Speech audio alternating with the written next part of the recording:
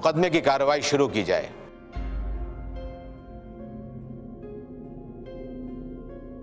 Your honour, मेरे client Ahmad Ali Karachi में job करते हैं, जबकि उनकी फैमिली पुराने सक्खर में रहती है।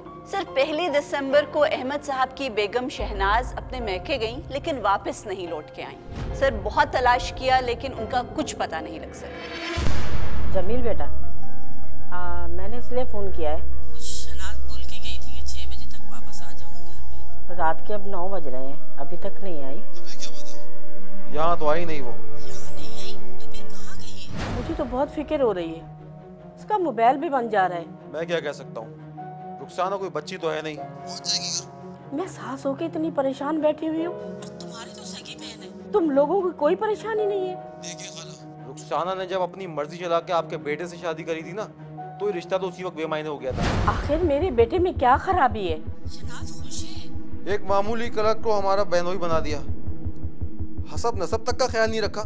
मेरा बेटा मामूली क्लर्क नहीं है, मेरा बेटा असिस्टेंट मैनेजर है। अरे तुमने ये नसब वसब की बात की है? तुम लोग जिम्मेदार हो ना। हम भी किसी गिरे पड़े खानदान के नहीं है।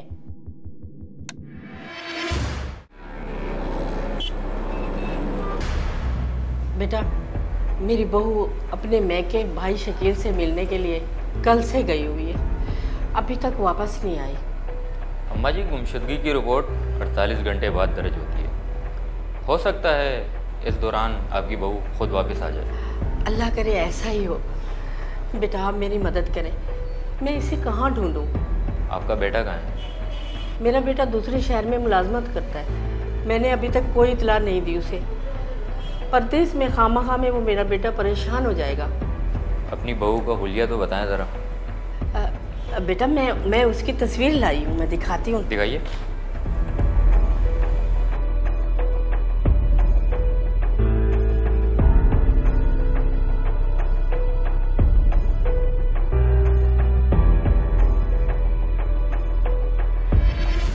हुआ कि दूसरी शाम को 4 बजे एक तेज रफ्तार गाड़ी ने सड़क पार करने वाली एक औरत को बुरी तरह कुचल दिया। औरत मौके पर ही हलाक हो गई। लाश का चेहरा नाकाबिले शनाख्त हो गया। अस्सलाम वालेकुम। अम्मा जी, एक औरत का एक्सीडेंट हुआ है, हमें शुबह है कि वो आपकी बहू रुखसाना शहनाज है। हमने उनके भाइयों को भी इन्फॉर्म कर दिया है। ठीक, ओके। मगर शकील और जमील ने उसे अपनी बहन शहनाज की हैसियत से शनाख्त कर लिया। डॉक्टर का कहना था कि लाश की कंडीशन इस काबिल नहीं है कि उसे ज़्यादा देर तक रखा जाए, इसलिए शहनाज के शौहर अहमद अली की कराची से आमद का भी इंतज़ार नहीं किया गया और लाश की तदफीन कर दी गई।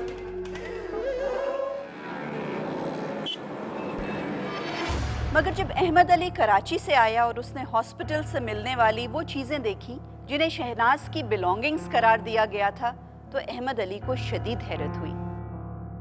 उस दिन शहनाज ने यही सूट पहना हुआ था, इसमें शहनाज की कुछ और चीजें भी हैं।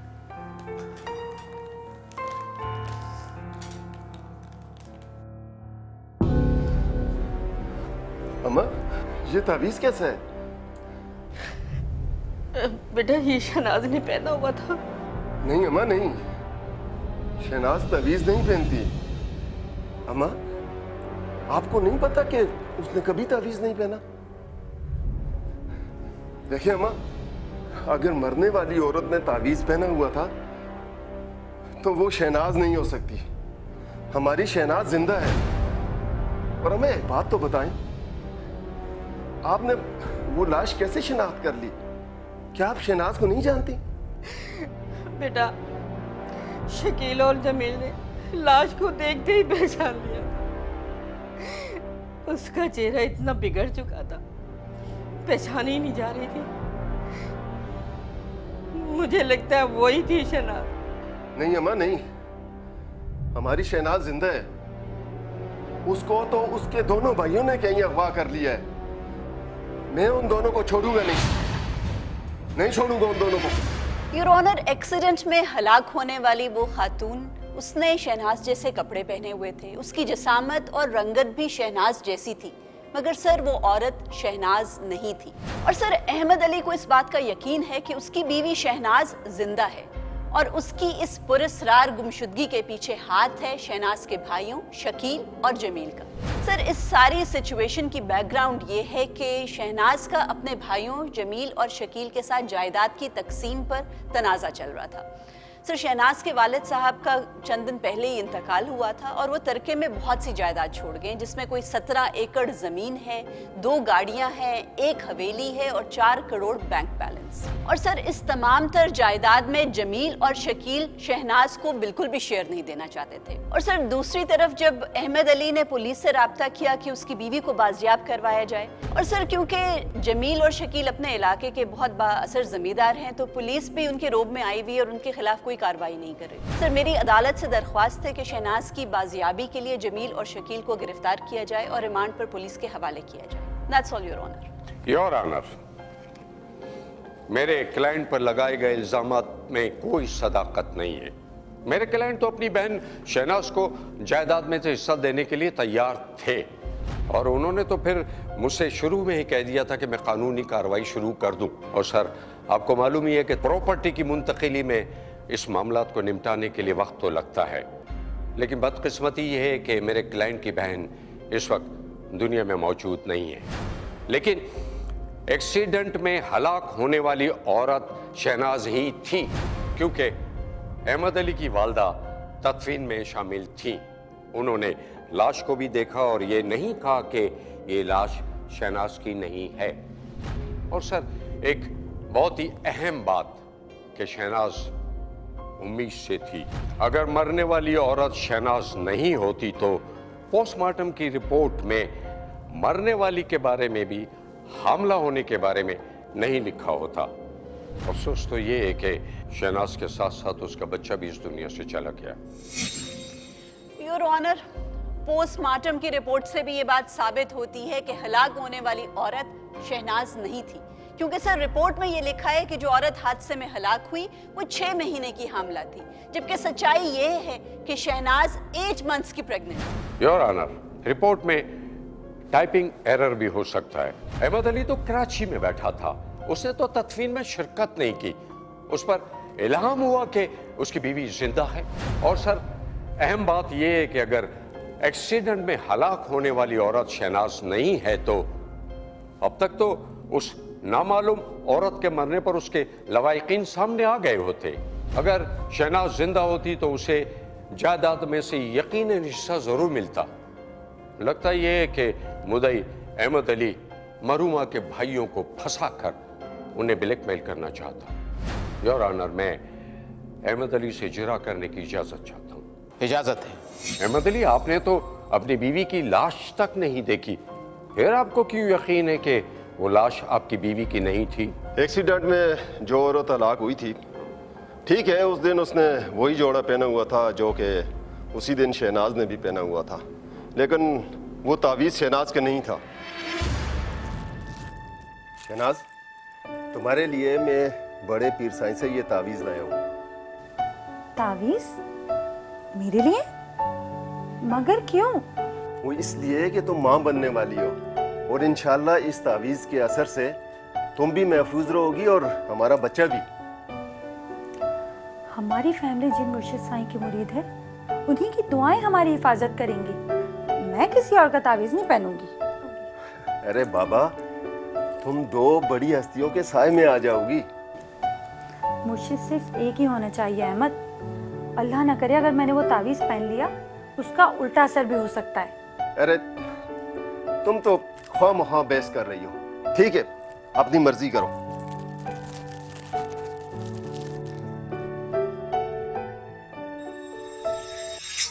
महकमा पुलिस के आदाद शुमार के मुताबिक 2012 में मुल्क भर में ट्रैफिक के कुल 9,723 हादसात हुए, जिनमें 5,271 हलाकतें हुई और 11,383 अफराद जख्मी हुए।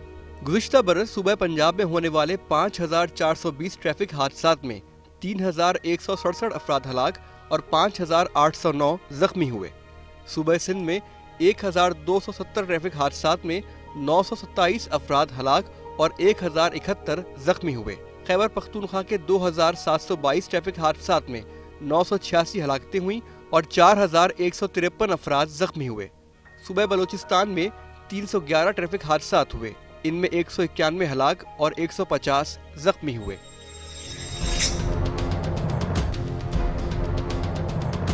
आपका दावा बेबुनियाद है कि आपकी बीवी जिंदा है।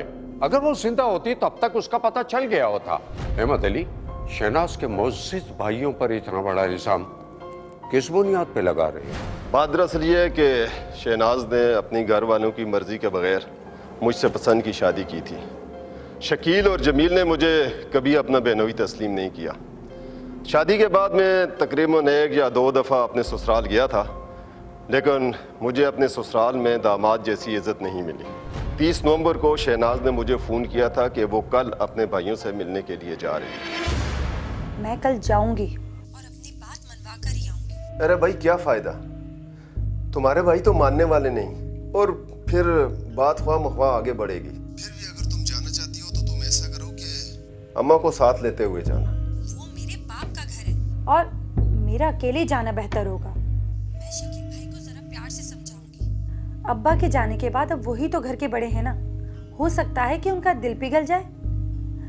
अगर वो मुझे पूरा हिस्सा नहीं देना चाहते तो कम से कम इतना ही दे दे कि तुम्हारी इस जॉब से जान छूट जाए और तुम कोई छोटा मोटा कारोबार कर लो। और हम कराची में कोई छोटा मोटा फ्लैट भी खरीद लें। कब तक तुम मुझसे और मैं तुमसे अलग रहेंगे? अब मैं तुम्हारे साथ रहना चाहती हूँ। और हमें अपने बच्चे के मुस्तकबिल का भी तो सोचना है ना। ठीक है, जैसे तुम्हारी मर्जी। चलें ठीक है, ओके, अल्लाह हाफिज। अल्लाह हाफिज। पूरी जायदाद हथियाने के लिए शकील और जमील ने रुखसाना को गायब कराया। मिस्टर अहमद अली, आप क्या ये अहमकाना इल्जाम लगा रहे हैं? कोई किसी को कब तक छुपा के रख सकता है? उन्होंने शहनाज जैसी मिलती जुलती एक औरत की लाश को अपने मकसद के लिए इस्तेमाल किया और कानून की नज़र में शहनाज को मुर्दा जाहिर किया ताकि जायदाद से उसका हिस्सा खत्म हो जाए। अब वो शहनाज को आसानी से गायब कर सकते हैं। योर ऑनर, अहमद अली की सारी राम कहानी बदगुमानी और मुबालगा आराई है। मेरे क्लाइंट के खिलाफ कोई ठोस सबूत नहीं है। अगर मशकूक होता तो पुलिस खुद तफ्तीश करती। मेरी अदालत से दरख्वास्त है कि बदनीयती पर मबनी इस केस को खारिज किया जाए। योर ऑनर, बहन या बेटी को जायदाद के हक से महरूम रखने के लिए उनके साथ जालिमाना सलूक करना ये हमारे माशरे में कोई अनहोनी बात नहीं है। सर, बहुत से जालिम वडेरों और जमींदारों के तहखानों से औरतें जंजीरों में बंधी हुई मिलती हैं। योर ऑनर, ये बात कंफर्म करने के लिए कि जिस औरत को दफन किया गया है आया वो शहनाज है या नहीं, दफन की हुई औरत की कब्र कुशाई की जाए और DNA सैंपल लिया जाए। जज साहब, क्या मुझे कुछ कहने की इजाज़त है? आपने जो कुछ कहना है कटेरे में आकर कहिए। जज साहब, मरने वाली मेरी बहन थी, ठीक है, चेहरा बुरी तरीके से ख़राब हो गया था, लेकिन क्या भाई अपनी बहन को नहीं पहचानेगा? हम इसकी अहमद अली से शादी के खिलाफ थे, लेकिन जायदाद का कोई तनाज़ा नहीं था। यह हम पे सरासर इल्ज़ाम है। जब शहनाज हमारे घर आई ही नहीं तो कहाँ गायब हो गई, हमें कैसे पता चलेगा? हम तो खुद परेशान हैं। अगर इसकी बीवी गई है तो मेरी तो बहन गई है, और हम कबर की बेहरमती होने नहीं देंगे। योर ऑनर, इस कब्र में असल में कौन दफन है, शहनाज या कोई और औरत? ये जानने के लिए DNA टेस्ट करवाना बहुत जरूरी है। इसके लिए सर कब्र कुशाई तो करवानी ही होगी।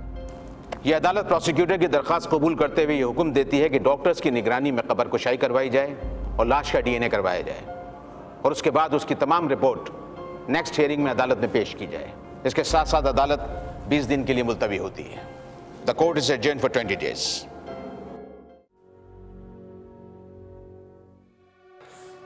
कल कब्र से लाश का DNA सैंपल लिया जाएगा। अम्मा, आप बिना धोखा खा गई। आपने ये कैसे यकीन कर लिया कि मरने वाली शहनाज ही थी?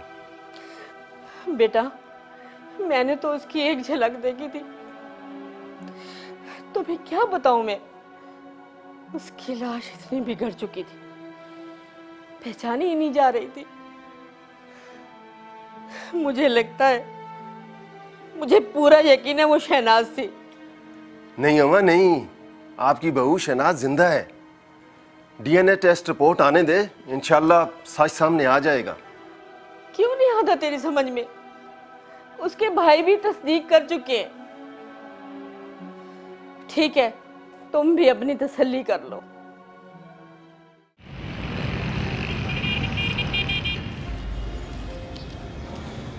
इस केस की समाअत शुरू की जाए। योर ऑनर, डीएनए रिपोर्ट आ गई है और इस रिपोर्ट से ये बात साबित हो गई है कि जिस औरत को शहनाज समझकर दफन किया गया था, सर वो औरत कोई और है।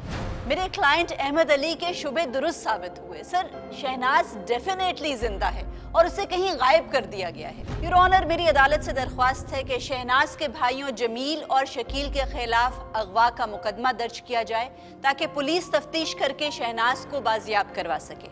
Thank you your honour. Your honour, मेरे क्लाइंट्स अपनी बहन की तलाश में मुकम्मल ताउन के लिए तैयार हैं। योर ऑनर, मेरी दरख्वास्त है कि मेरे क्लाइंट्स को अपना मौक़िफ़ पेश करने की इजाज़त दी जाए। Yes, permission granted. जज साहब, हमारी शहनाज और उसके शौहर अहमद अली से कोई दुश्मनी नहीं है। शहनाज हमारी भी सगी बहन है, हम भी उसकी गुमशुदगी की वजह से परेशान हैं।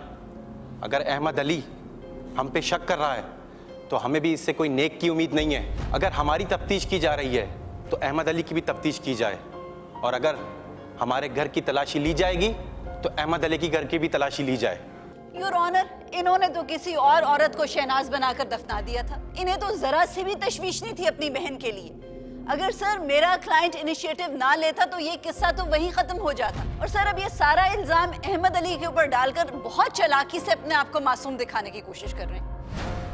योर ऑनर, मेरे क्लाइंट अब तक इस तफ्तीश में मुकम्मल ताउन कर रहे हैं और ताउन करते रहेंगे, इसलिए इनके खिलाफ मुकदमा दायर ना किया जाए, क्योंकि ये खुद चाहते हैं कि इनकी बहन को बाजियाब किया जाए।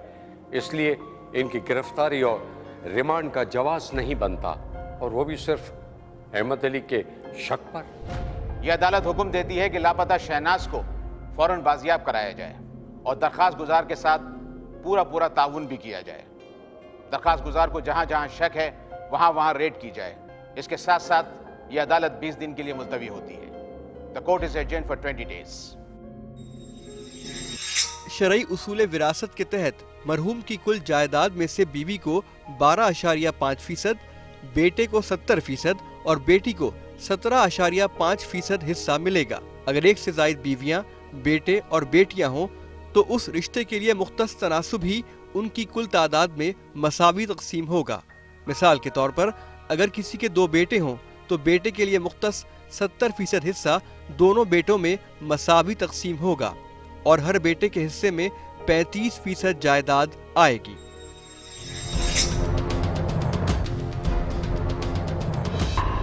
आपकी बहन ने तो पसंद की शादी करके पूरे खानदान का नाम रोशन कर दिया और अब पता नहीं किसके साथ भाग गई।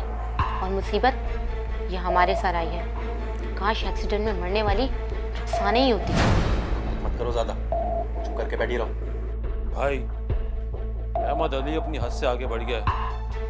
अपनी औकात भूल के उसने हमसे टक्कर ली है। अब ये मामला मेरी बर्दाश्त से बाहर होता जा रहा है। दिमाग खराब मत करो, मामला कोर्ट में है। जोश से नहीं, होश से काम लो।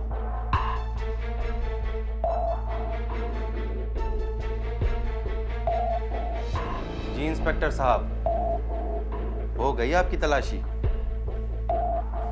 हमारे बंगले और बेटे की तलाशी तो सिर्फ खाना पूरी है।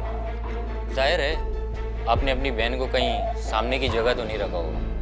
हमारी बहन हमारे पास नहीं है। आप हमारी बहन को ढूंढिए और अहमद अली से भी पूछगछ कीजिए। फिलहाल तो मुझे आपसे और आपके भाई से कुछ पूछगछ करनी है।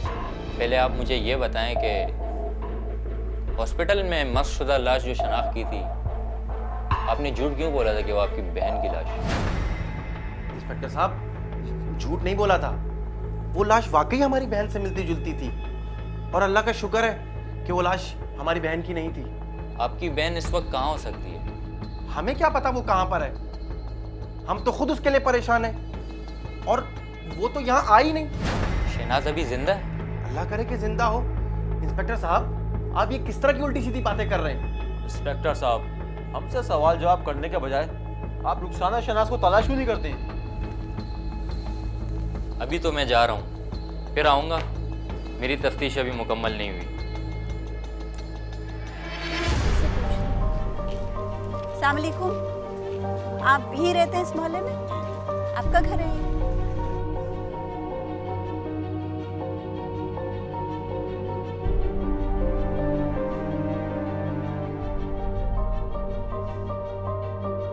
इधर कितने अरसे से आप आ रही हैं? मेरे काफी अरसे से आ रही हूँ। काफी अच्छे से। इधर एक रुखसाना बाजी रहती है, उनको जानती हैं?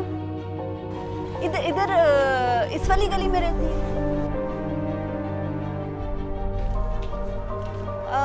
इधर रोज आते हो इसी गली में? जान पहचान है? कितने लोगों को यहाँ जानते हो?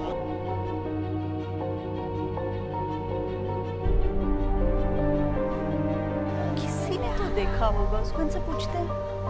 अस्सलाम वालेकुम। वालेकुम सलाम। कैसी हैं आप? जी मेरा नाम आमना कबीर है, मैं एडवोकेट हूँ।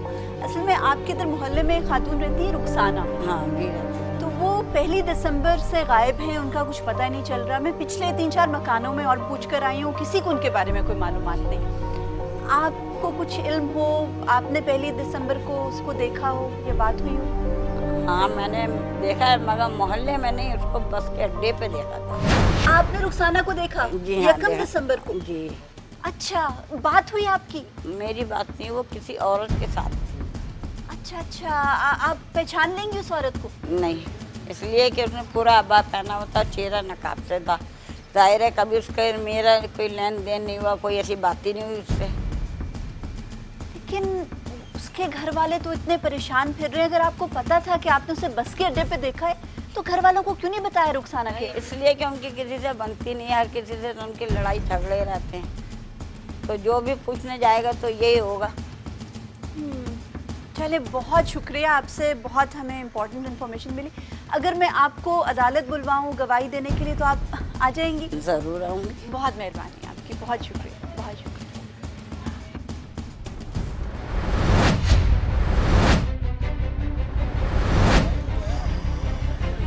भाई ये बस अड्डा है, यहाँ तो मुसाफिर आते जाते रहते हैं।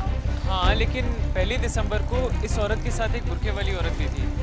आप जहन पे जोर डालो कि आपने किसी को देखा हो।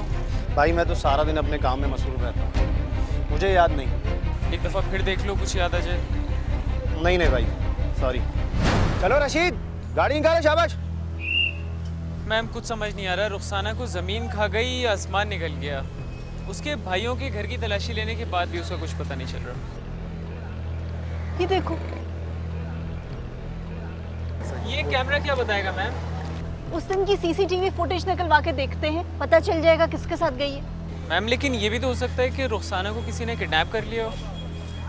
नहीं, अगर उसको किसी ने किडनैप किया होता तो अभी तक रैंसम की डिमांड जरूर आ गई होती। मैम ऐसा तो नहीं है कि उसके भाइयों ने उसको कत्ल कर दिया और उसके बाद लाश किसी जंगल में या दरिया में फेंक दी?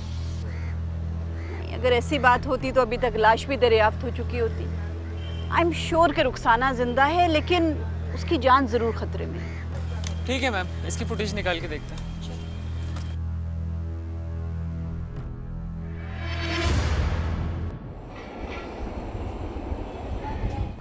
ये देखें, ये उस दिन की सीसीटीवी फुटेज है। आपकी बेगम ये किसी बुर्के वाली औरत के साथ है। आप पहचान सकते हैं? लेकिन मैडम इसका चेहरा तो नकाब में है, मैं कैसे पहचान सकता हूँ इसे? यहाँ देखें, ये देखें, अब इसका निकाब उतरा। शेरोज इसको जरा जूम इन करो। अब देखें। ओह, इसको मैंने कहीं देखा है, लेकिन कहाँ देखा है, कहाँ देखा है? हाँ याद आया मैडम, मैं शहनाज को जब भी हॉस्पिटल चेकअप के लिए लेकर जाता था तो ये औरत हमें वहाँ नजर आती थी, और फिर तो इसकी दोस्ती हो गई थी शहनाज से। क्या नाम है इसका? नाम इसका मैडम, इसका नाम है फौजिया। नहीं, इसका नाम, हाँ इसका नाम मेरे ख्याल में फायजा है मैडम। और आपको पता है ये रहती कहाँ है? जी जी मैडम, मुझे पता है, मैं तो एक दफा इसके गाड़ी से छोड़ने भी गया था। जबरदस्त, कोई एक सुराग तो मिला हमें। ठीक है, फिर शाम को ऑफिस के बाद चलते हैं इसके घर। मैं आपको कॉल करके टाई अप कर लेती हूँ। ठीक है मैडम। यही वाला घर है?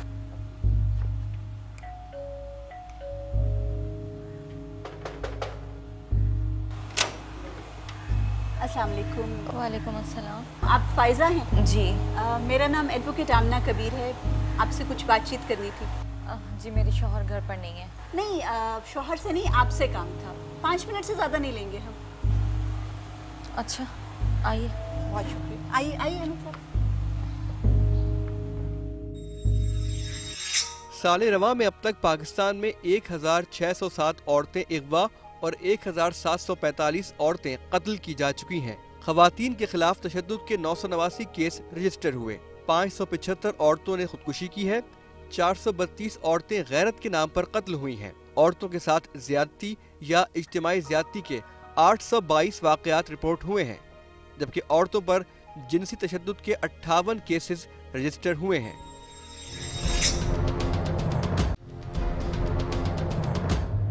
फायजा साहिबा, शायद आपने मुझे पहचाना नहीं। जी नहीं। आप कौन? वैसे चेहरा जाना पहचाना लग रहा है आपका। मैं रुखसाना शहनाज का शोहर हूँ। रुखसाना शहनाज? कौन रुखसाना? रुखसाना की आपसे हॉस्पिटल में कई दफा मुलाकात हो चुकी है। कुछ याद आया आपको? ओह हाँ, हाँ याद आया। कैसी है रुखसाना? रुखसाना ने तो कई दफा मुझे कहा कि आपसे मिलने आपके घर चलें, लेकिन फिर कुछ हादसा ही ऐसा हो गया। क्या आप अखबार नहीं पढ़ती? उसको तो लापता हुए बहुत दिन हो गए। ये तो बहुत तशवीश की बात है। खुदा खैर करे, वो जहाँ कहीं हो अल्लाह ताला उसे अपनी अमान में रखे। बस जी, असल में आखिरी मर्तबा वो आपके साथ ही देखी गई थी। आखिरी बार मेरे साथ? मैं समझी नहीं। आखिरी मर्तबा रुखसाना शहनाज आपके साथ ही देखी गई थी 1 दिसंबर को बस के अड्डे पे। याद आया आपको? मुझे कुछ याद नहीं आ रहा। दरअसल मेरी तबीयत ठीक नहीं है। फायजा, आप भूल रही हैं। 1 दिसंबर को वो आपके साथ ही देखी गई है। बस के अड्डे पे थे आप लोग दोनों। आप लोग चाय पियेंगे या ठंडा? नहीं, इस तकल्लुफ़ की कोई ज़रूरत नहीं है। असल में हम सब बहुत परेशानी के आलम में आपके पास आए हैं। 1 दिसंबर को रुखसाना घर से निकली है और उसके बाद घर वापस ही नहीं आई, ना मैके गई। और हमें आखिरी जो क्लू मिला है ये दिखाना शहरोज़, ये फुटेज है, इसमें पता चला है कि आपके साथ देखी गई है वो। ये देखें, 1 दिसंबर की बस स्टॉप की CCTV फुटेज है। ये हमने हासिल की और इसमें से ही हमें पता चला। ये देखें, आपके साथ नज़र आ रही है। ये देखें। याद आया, वो रुखसाना की और मेरी डॉक्टर एक ही है और उस दिन हम दोनों उसी डॉक्टरनी के पास जा रहे थे चेकअप के लिए। असल में ये रुखसाना ही की डॉक्टर है और उसी ने अपनी डॉक्टरनी से मुझे मिलवाया था। और इसी डॉक्टरनी की बदौलत अल्लाह ताला ने शादी के 4 साल बाद मेरी गोद हरी की है। कौन सी डॉक्टर के पास जा रही थी आप? डॉक्टर मुनव्वर सुल्ताना। डॉक्टर मुनव्वर सुल्ताना, वो जो सिटी हॉस्पिटल में बैठती है? जी जी, वही डॉक्टर ने। एक्सक्यूज मी, मैं आता हूँ। अच्छा। लेकिन भाभी, शहनाज तो घर से जब गई थी तो वो ये कह कर गई थी कि वो अपने मैके जा रही है। उसने मेरी वालदा को ये तो नहीं बताया कि वो आपके घर जा रही। वो दरअसल जब हम हॉस्पिटल से फारिग हुए तो रुखसाना ने मुझसे यही कहा था कि वो अपने मैके जा रही है। उसके बाद मैं तो अपने घर आ गई थी। रुखसाना के भाइयों का कहना है कि वो तो उनके घर आई नहीं। मेरी समझ में नहीं आता कि फिर वो कहाँ गायब हो गई। उसका कुछ पता ही नहीं चल रहा। ये तो बहुत तशवीश की बात है। अल्लाह ताला उस पर रहम करे, वो जहाँ कहीं हो उसकी अमान में हो। आप लोग बैठे, मैं आप लोगों के लिए चाय लाती हूँ। हमारे घर कोई आए और सूखे मुँह जाए, ऐसा तो हो नहीं सकता। आप लोग बैठिए। पिलाई दे मेरा चाय।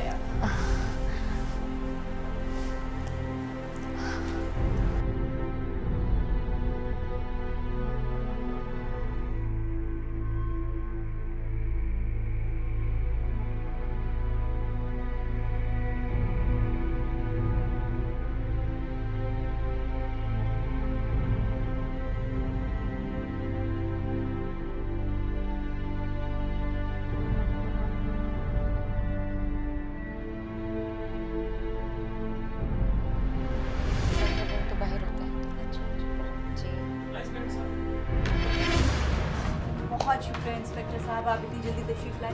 प्लीज इस घर की तलाशी लीजिएगा। मेरे घर की तलाशी क्यों? और ये पुलिस कहाँ से आ गई? मैंने बुलवाया है पुलिस को। आपने? मगर क्यों? इतनी मासूम नहीं बनो, तुम्हारी गेम सबको पता चल गई है। बैठ जाओ चुप करके।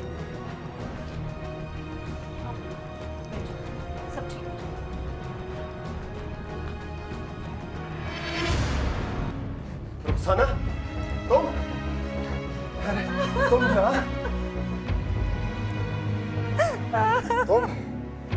तुम्हें तो मैं जिंदगी में कभी माफ नहीं करूंगा बदबख्त औरत। तूने मेरे साथ और इसके साथ बहुत बड़ी ज्यादती की है। रुखसाना तुम बताओ, तुम यहाँ कैसे आई? उस दिन जब मैं अम्मी के घर जा रही थी तो ये फायजा मुझे बस अड्डे पर मिली और कहने लगी कि तुम मेरे साथ थोड़ी देर के लिए घर चलो, बाद में तुम अम्मी के घर चली जाना। मैंने कहा चलो ठीक है, मैं बाद में चली जाऊंगी। ये मुझे अपने घर पे ले गई और पता नहीं इसने चाय में क्या मिलाया कि मैं वो पीकर बेहोश हो गई। और जब मेरी आंख खुली तो अपने आप को कमरे में बंधा हुआ पाया मैंने। मक्कार औरत, बताओगी क्यों किया तुमने सब कुछ? तुम्हें पता है अगवा और हब्से भेजा में 10 साल कैद होगी कम से कम। तुम क्यों किया है सारा कुछ?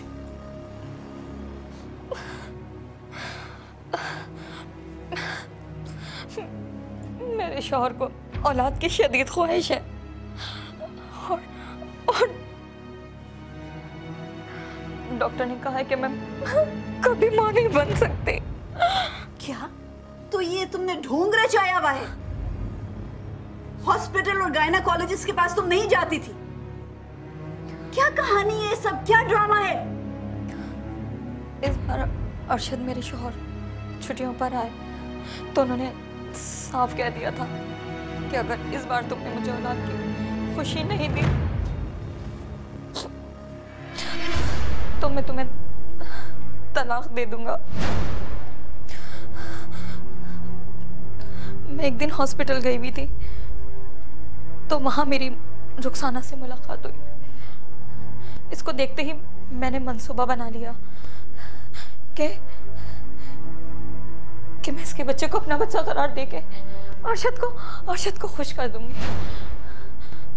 और रुखसाना का आखिरी महीना चल रहा था तो मैंने सोचा मैं इसे जिस कमरे में रखती हूँ इसके बच्चे की पैदाइश भी यहीं करवा दूंगी ताकि उसके बच्चे को अपना बच्चा करार दे दूं, ताकि मेरा मियाँ मुझे तलाक ना दे।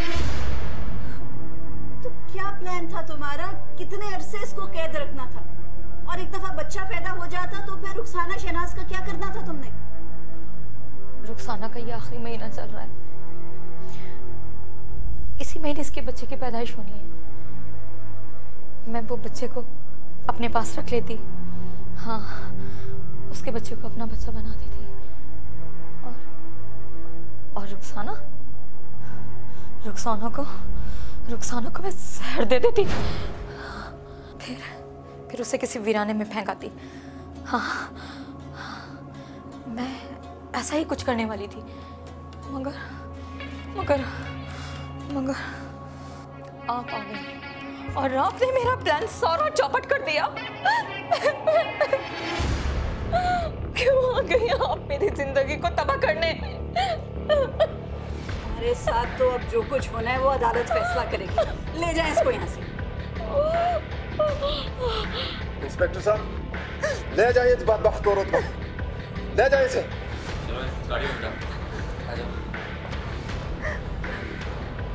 आजा छोड़।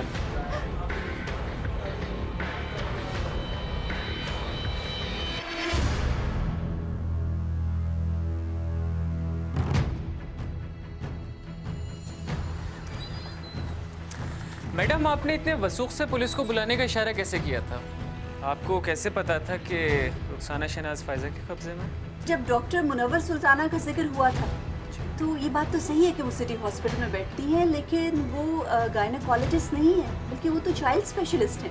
मैम, एक बात बताएं, आपके दिमाग में झूठ पकड़ने वाली मशीन तो नहीं फिट है? चलो चले।